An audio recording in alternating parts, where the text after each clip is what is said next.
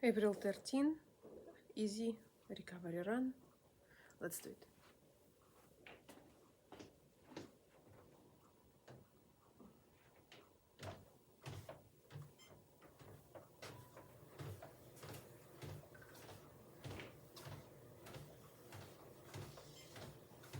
Welcome back, guys. I'm your trainer, Tommy Ribs. We are here on Occidental Beach in Costa Rica. We have workout number 4. Easy recovery today with a few strides at the end. I'll tell you a little bit more about it as we get going. Nice and easy start. Okay, so right away, I want you to settle into a light recovery intensity.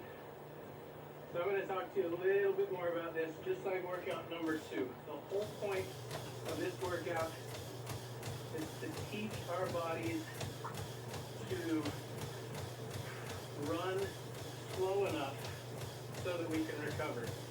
Guys, recovery is absolutely essential in this entire process.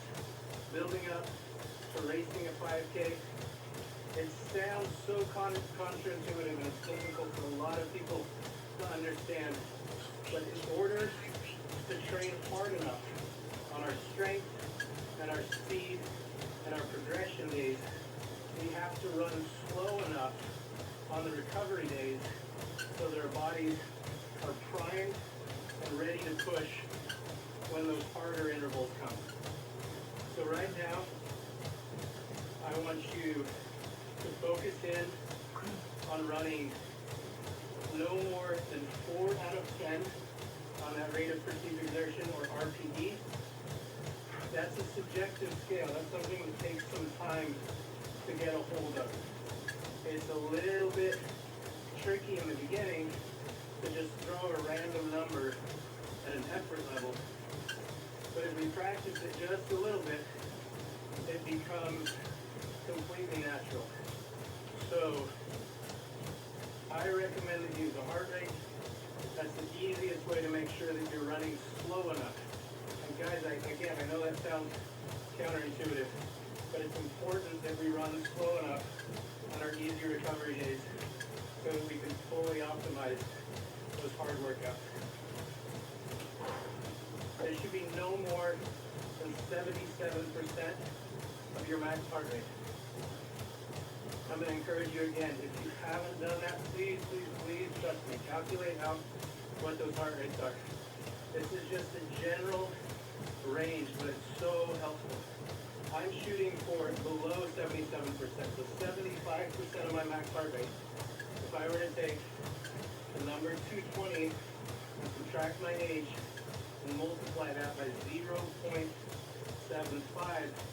that gives me 140 beats per minute as the upper ceiling of that heart rate range. I don't want to go any higher than that during the light intensity part of this workout or the light intensity part of any of the other workouts. The warm up, the cool down, the recovery intervals, all of those are done at this light intensity range.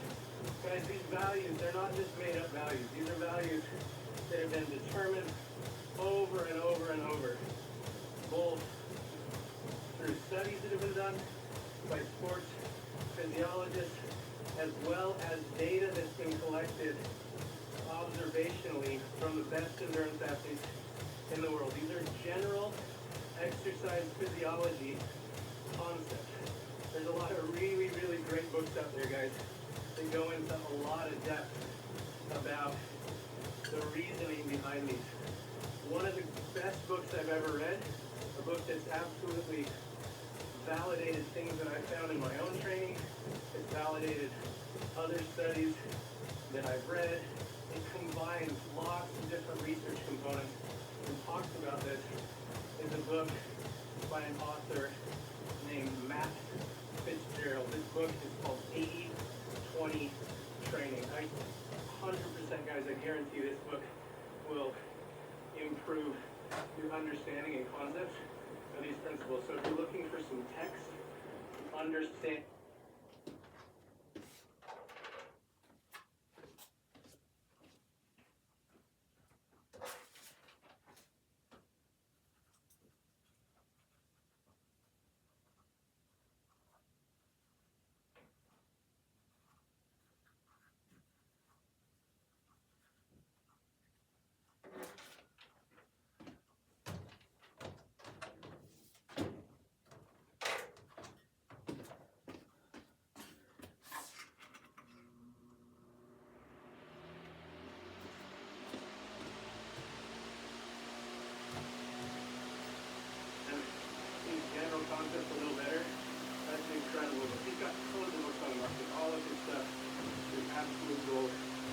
of his books.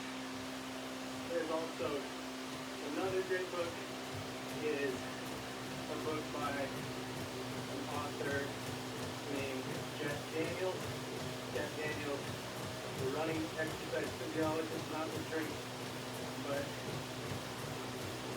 this book goes into depth on lots of different reasons behind levels, speed, the reasons for heart rate, different types of systems that we work when we train. Guys, I encourage you, if that's something that you want to dig deeper into, just explore, look in the book, try to understand the reasoning behind why we're doing what we're doing. I'll try to explain this combination of my experiences throughout my life, different coaches I've had, different books that I've read, lots of different authors that have inspired me. And the greatest authors, guys, I've found, at least in that realm, sport and exercise physiology, they're not necessarily ones that try to come up with these doing all the concepts on their own. They do research and they find what has worked for countless individuals over the years. They compile that data and then they break it down in a way that we can digest and understand. So both of those books, guys, I highly recommend those. That's my reading rainbow moment for the day. So go ahead and check those ones out. Matt's book is available in audio form, which is really nice. So it gives you something else to work out to. What we're going to do, guys, is just focus in again on those levels. We're going easy intensity, light intensity. I'm shooting again for 75% on my max heart rate. Here's the reason, guys. In Matt's book, specifically, he does a great job of explaining what he describes as the moderate intensity run. For runners, what they do is they spend most of their training a little bit too hard, and because of that, there's this accumulative fatigue that builds up in their training, and because they're constantly fatigued, their systems are constantly worn down, they're unable to run hard enough when they need to on the days where hard intervals are planned to work specific systems and structures that need to be strengthened in preparation for a race scenario. Guys, this isn't specific for running. This is the same with swimming, with cycling, with all types of different athletic events. By working in that easy recovery, light intensity zone, if that's what you want to call it, what it does is it increases the strength of our heart, our lungs, our blood vessels. When I talk about these guys, I'll refer to these collectively as systems. When I say we're working on our systems, that's what I'm talking about. If you've done my other programs, the Iberian, Intro to Running Series, the Smith Summit Series, these terms should be familiar. We've gone into great length to try to explain these concepts. Just a basic understanding of that. We'll continue to build on that throughout this program. So what that does is it increases our body's efficiency, our ability to carry oxygen through our blood via our cardiovascular system. Cardio meaning heart, vascular meaning blood vessel system. So just trust me when I try to establish in these workouts just basic parameters. If you stick to them, I promise you're going to have more success throughout the program than if you just try to go out and hammer day after day after day. Alright guys, just to tell you a little bit about where we are. This is in Powell Beach on the Nicoya Peninsula in Costa Rica. So we are in the northwest coast of Costa Rica. This area right here, guys, if you look out here, it's pristine beach. You won't see hardly any structure. This place remains largely undeveloped. There's a reason for that, guys. We're going to actually do the bonds of sand, and I'm going to show you why that is. So this is actually a reserve that runs several kilometers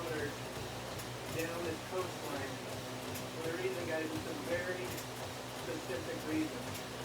This was an area that was protected starting in 1981 because something takes place here that doesn't take place anywhere else in the world. So as you look out here, look at the sand and notice how there are little divots.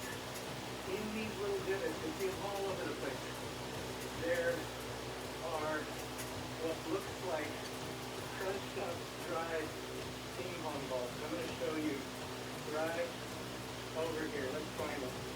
Guys, not this time of year, but certain times of year, this is a nesting place for sea turtles. So all of these right here, these little white shells, these are sea turtle eggs. And the hatchlings will come out, they work their way along the sand, a long journey, all the way across the sand, out into the water, where they started their lives out at sea. If they're little male sea turtles, they'll never return to this area. They'll spend their entire life out at sea. If they're female sea turtles, and if they make it back in 6 to 8 years, they'll begin to return almost every year to this exact same beach, guys. Right now, we're just running at light intensity. Recovery is easy. These sea turtles are known as olive Ridley turtles. They're these sea turtles. They are found in almost all of the oceans in the world. So there has been olive Ridley sea turtles that have come from this exact beach, guys. They've been found all the way in India. They work their way out, they spend years at sea, and then they come back and they lay their eggs on this exact beach. So during the night, they make their way up the shore, typically within a couple of days of a new moon. So they'll work their way up the shore to a big old hole, and then they'll begin laying their eggs in that hole. They typically deposit between 80 and 100 eggs. The reason they do that, such a high number of eggs, is because there's so many predators, there's so many risks for these little hatchlings that there needs to be such a high number planted in order to ensure that just a few of them survive from each of these little nests. So this area, guys, right here, this area is protected, and the reason is because turtle eggs are a huge delicacy in this part of the world. Turtle eggs are dug up by poachers right on this very beach in the evening after the sun is set. They'll wait and watch these turtles to work their way up the shore, and then once they dig that hole and they start to lay those eggs, once they start this process, guys, they don't stop. It doesn't matter how close somebody is close, it doesn't matter if somebody is right up in their face touching them. Those mama turtles, they won't stop that process until they finish.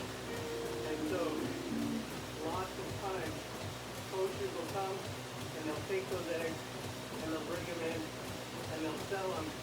Technically, it's on the black market, but unfortunately, it's out in the open. Turtle eggs are sold. The reason for that is because people really like it. There's also these myths of turtle eggs, the raw turtle eggs.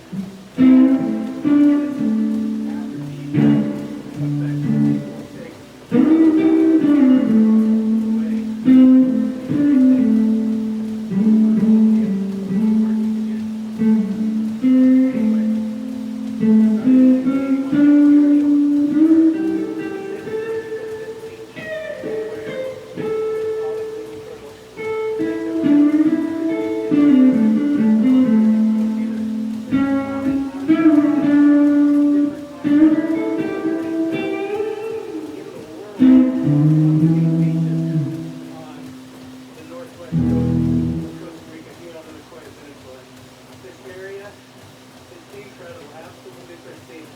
The waves out here on the beach to the right, some of the most incredible waves in the world, right? And you can see there's hardly anybody out there. These waves come in and they form these perfect A-frames. Just unbelievable.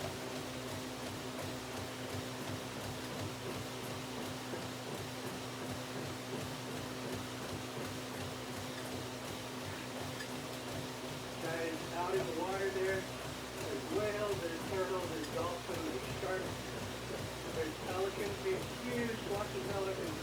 They come down when they fly over these waves, and they literally surf those waves. They follow that wave as it's breaking the exact same way that it's surfing with. So just a couple of meters in front of that wave as it's cresting and peeling back.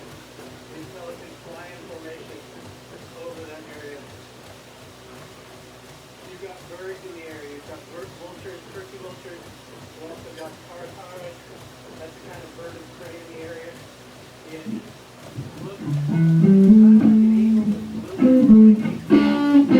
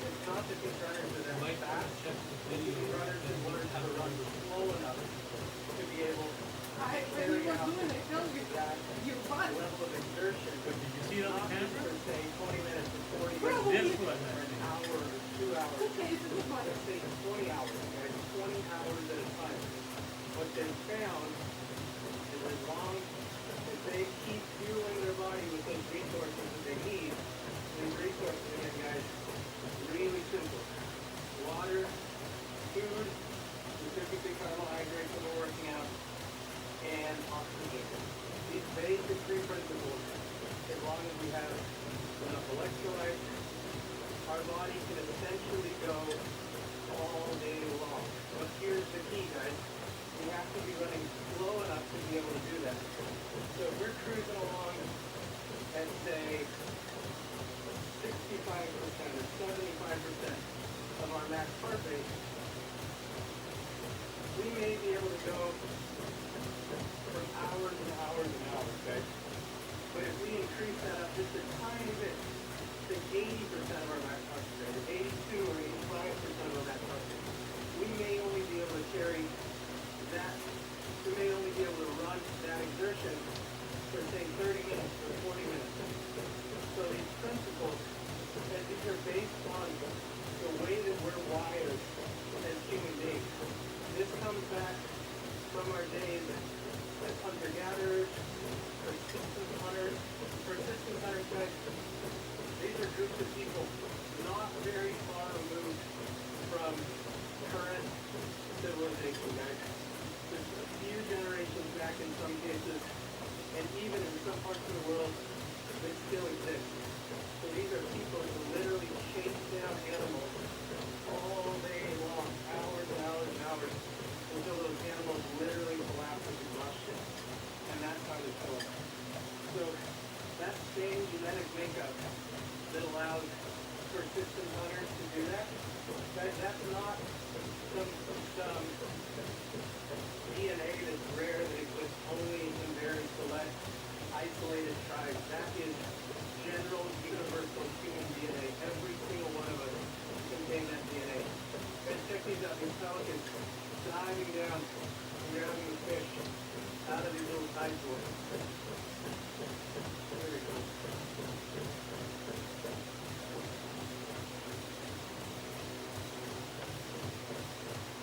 So this ability, guys, to run, literally to run all day long, this is something that all of us possess. This is a general, universal genetic trait that humans exist. Learning how to run, guys, that's something, again, that sounds counterintuitive. We essentially, from the time we're little kids, we start running. We run to race somebody across the playground. We run when we're in school. We run when we're in church. We run when we're in school. We run in all these places where people say, stop running, stop running, stop running. Where we don't have to learn to run as human beings. Essentially what we do is teach ourselves, or essentially unlearn how to run. So when we start with these basic principles, getting back into running, whether it's after a long period of time, or whether it's something that you're starting brand new with, just remember this isn't something that's foreign to our genetics. It's not something that we are unable to do, or that a very select few group of people are able to do. Every single one of us, as human beings, we have that ability. That is essentially, that is what we are. That's who we are. If we were to classify us anthropologically, humans are bipedal hominids. That means we are designed to move on two feet.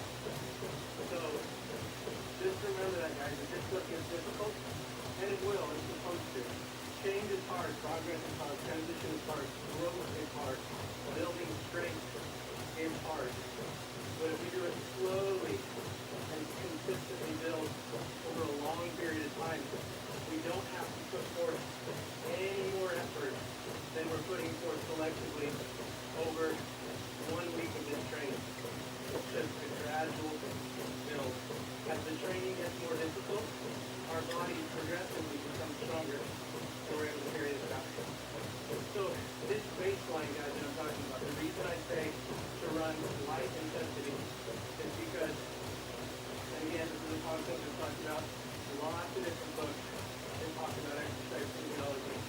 What happens right around 74, 78, right right just below 80% of our back heart rate, we cross what's called the first ventilatory threshold. I know that sounds kind of like a big word. It might be kind of hard to wrap your head around it. Ventilatory threshold. All that means essentially is we go from breathing at a certain rate to all of a sudden shifting up and needing to breathe at a faster rate, needing to pump out more blood to meet our demand. So when that happens, we enter this zone that puts more stress on our system structures, and it takes a longer period of time for us to recover after those efforts. It also shortens the duration that we can maintain a specific intensity. So, say we can run 20 minutes or 30 minutes or 40 minutes, or eventually we can work up to running hours below that ventilatory threshold. If we were to exceed that, if our heart rate was just a tiny bit higher, the amount of time that we can maintain that decreases exponentially. So settling in and learning how to maintain this light intensity, guys, is absolutely essential for our training. What it does is it allows us to put stress, positive stresses, helpful stresses on our systems without overstressing them. It allows us in a 24-hour period of recovery that comes with sleep, that comes with proper nutrition and hydration. It allows us to recover enough to be able to come back and work again and establish a new level of fitness. Think about this like an onion, guys. Multiple layers. The way that we slowly, progressively increase our fitness is a layer at a time. It's like a rung of a ladder. It's like a step on a staircase. It's a single stressful workout where we put positive stresses on our systems and structures, followed by a recovery or rest interval. This concept of stress and rest, guys, is finding the balance between those two things. Here's the interesting thing, though. We don't need 50% of high intensity and 50% of low intensity. We actually need upwards of 80 or 90% of high intensity, easy recovery type work, and only 10 to 20% of our total volume needs to be done at moderate or even high intensity. It is hugely disproportionate, guys.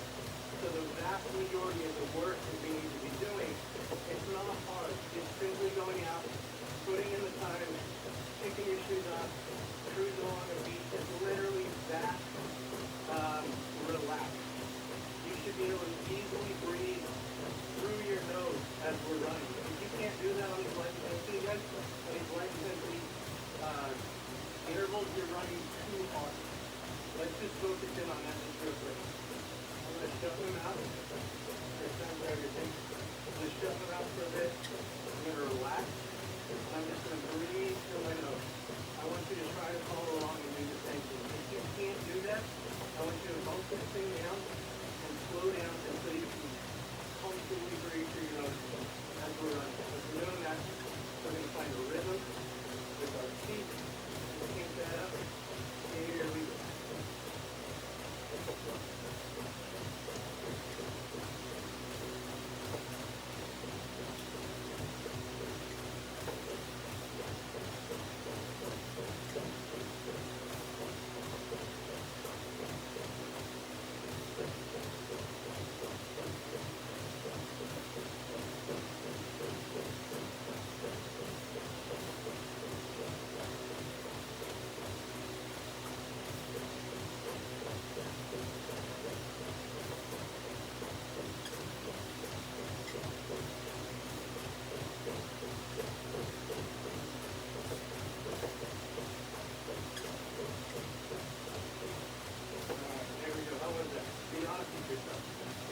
Able to comfortably do that, you gotta just decrease this intensity even more. Don't feel like you're taking yourself back to do it. Everybody goes into a different spot when they begin fitness journey like this. By being honest with yourself, you're working based off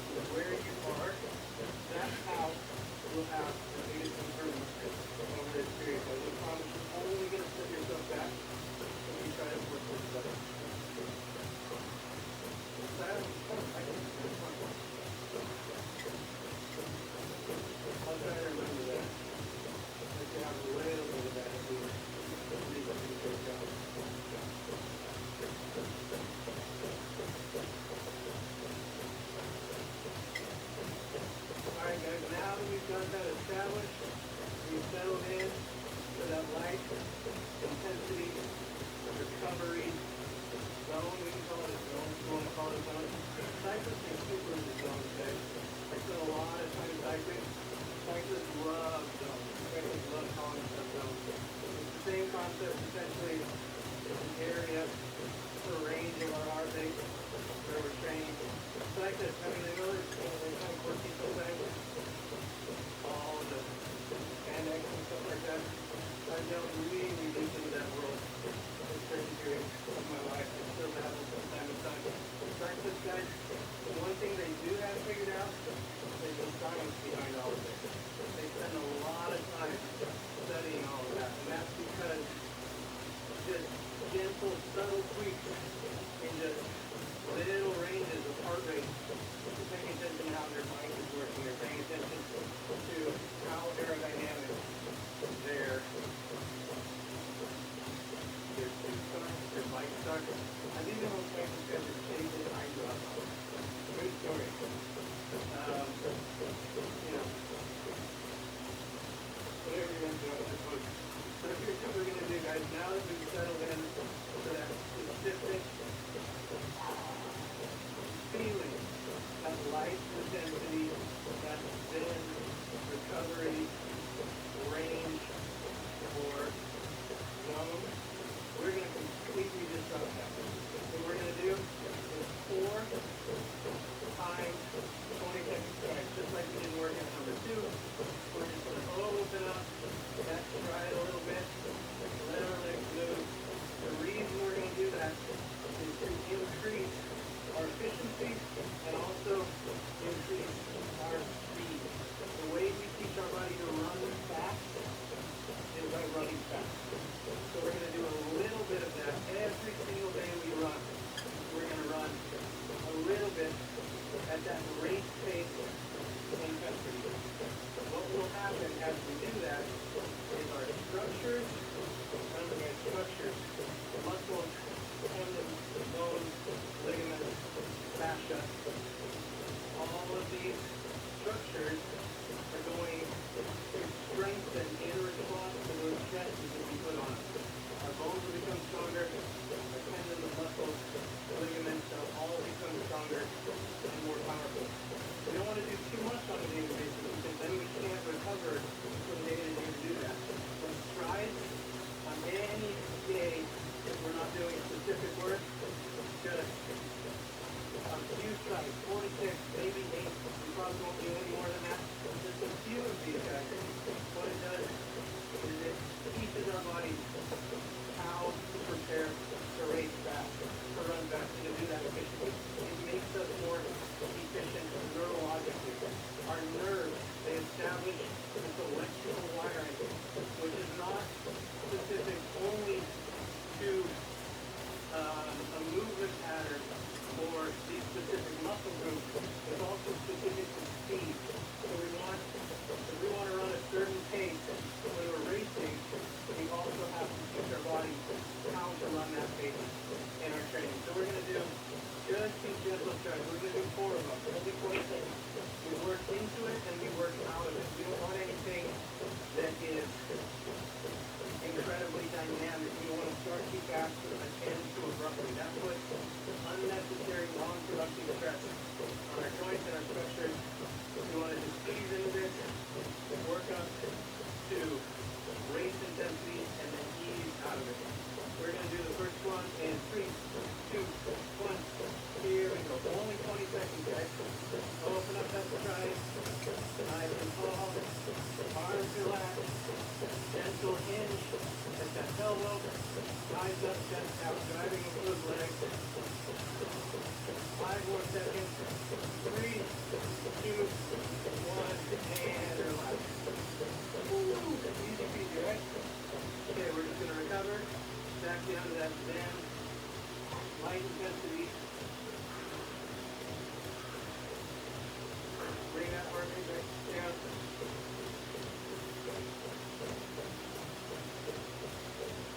Breathe through your nose. 2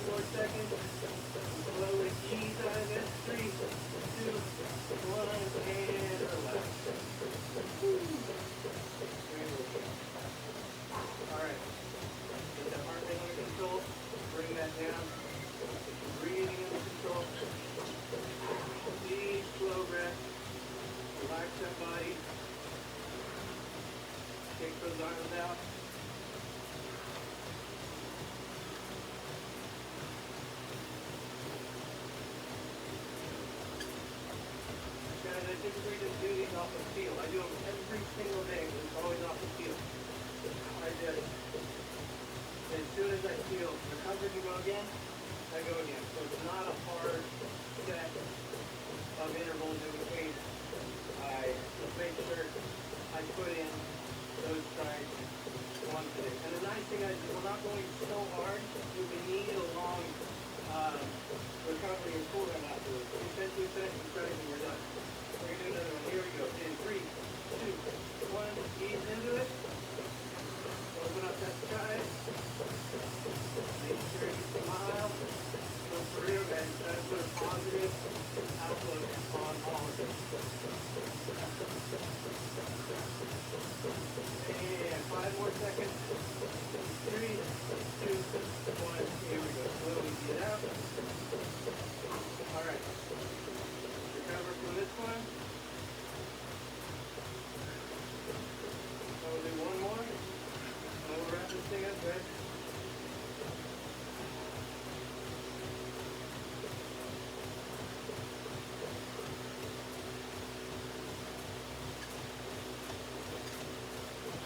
Alright, make this one more. 3, 2, 1, here we go. 20 seconds. Open up that sky. Nice and calm.